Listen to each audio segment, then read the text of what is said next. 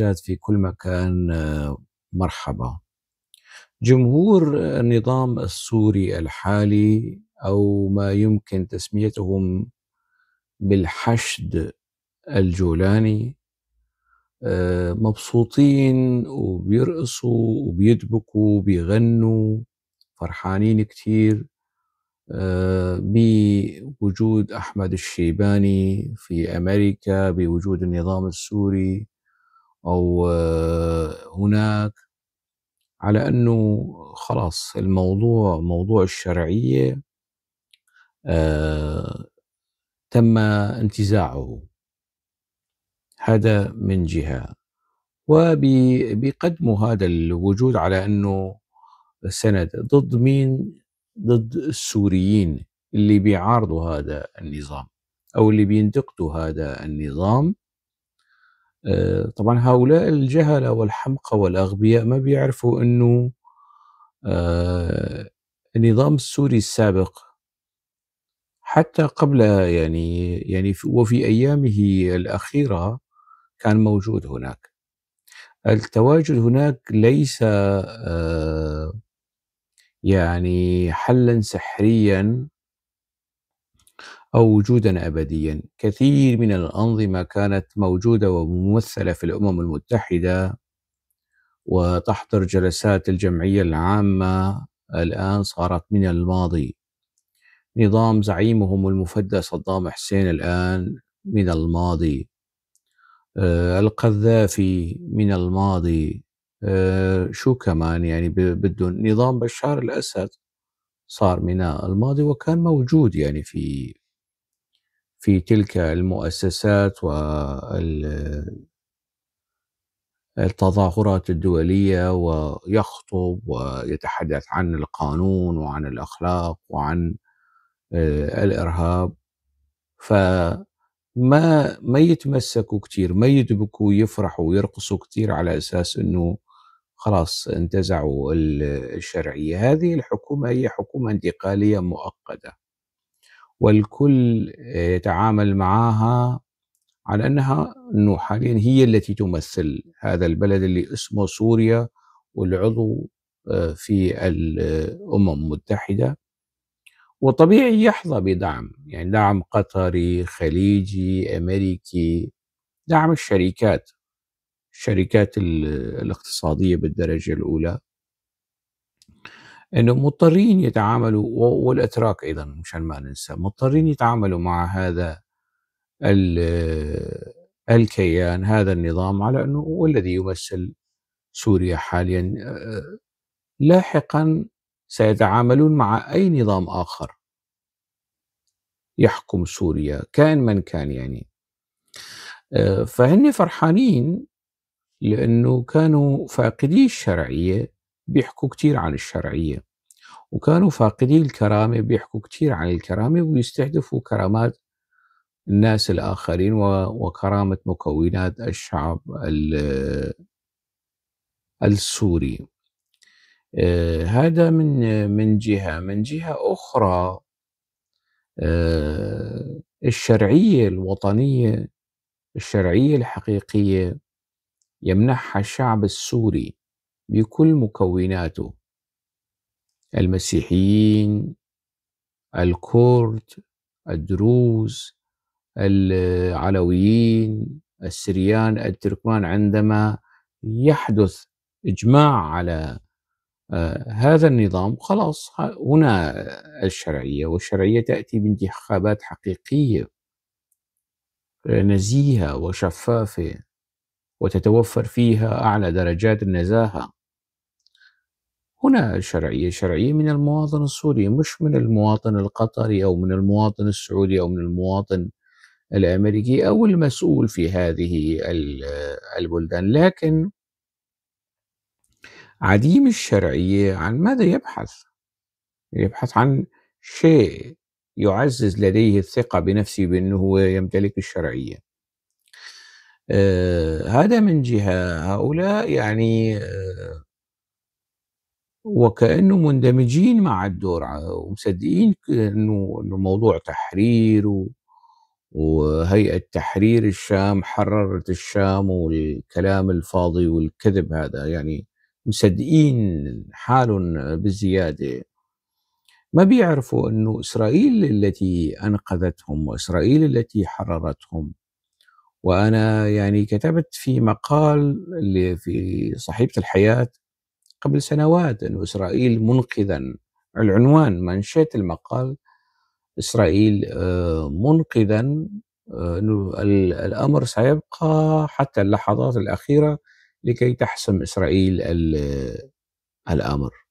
وحسمت. كيف حسمت؟ بسحق حزب الله، بضرب حزب الله.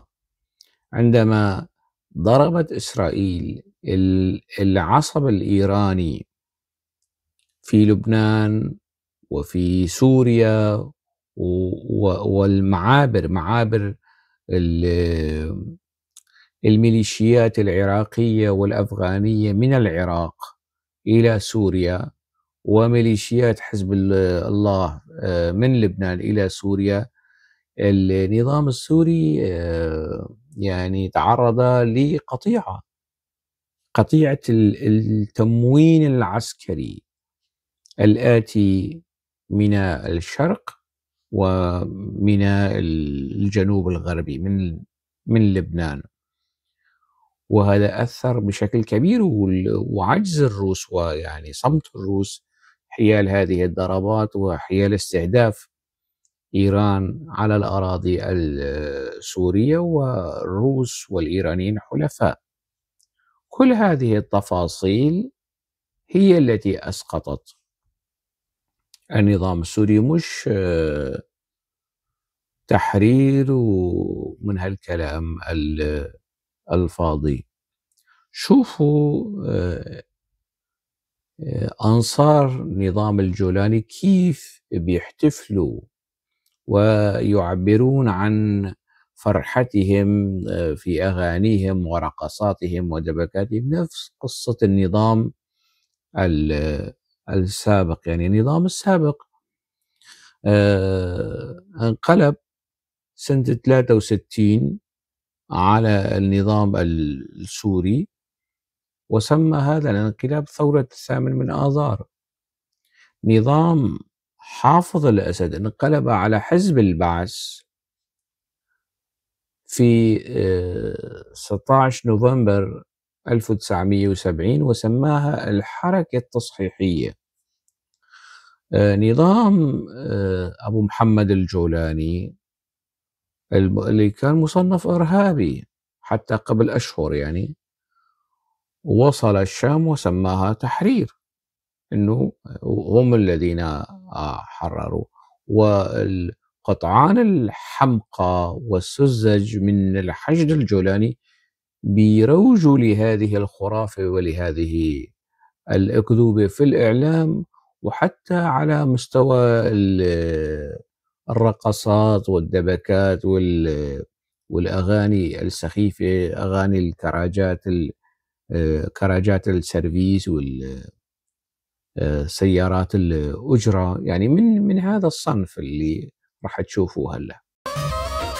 بجريح يا ريته يرجع صدام، بجريح ونقول له حررنا الشام، بجريح يا ريته يرجع صدام، بجريح ونقول له حررنا الشام، بجريح يا ريته يرجع صدام، بجريح ونقول له حررنا الشام، بجريح عنا هيئة وآمن عام، بجريح بيجوا مثل هبوب الريح.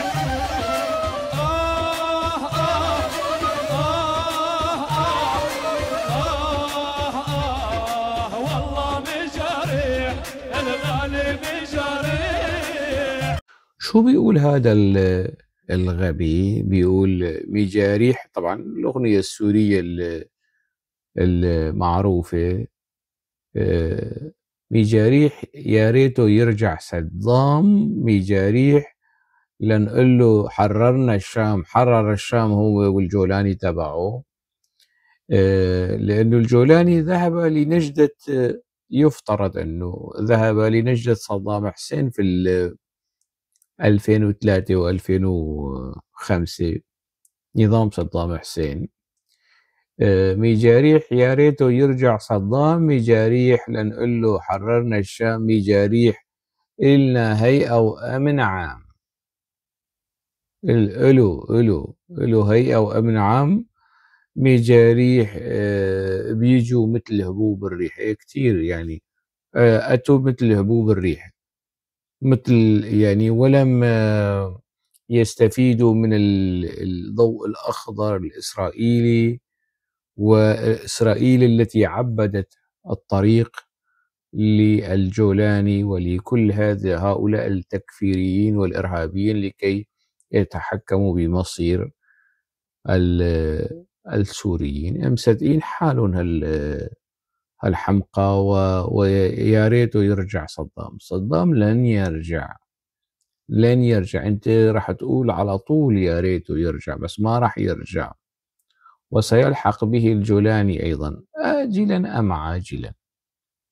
كل طاغية، كل مستبد، كل فاشي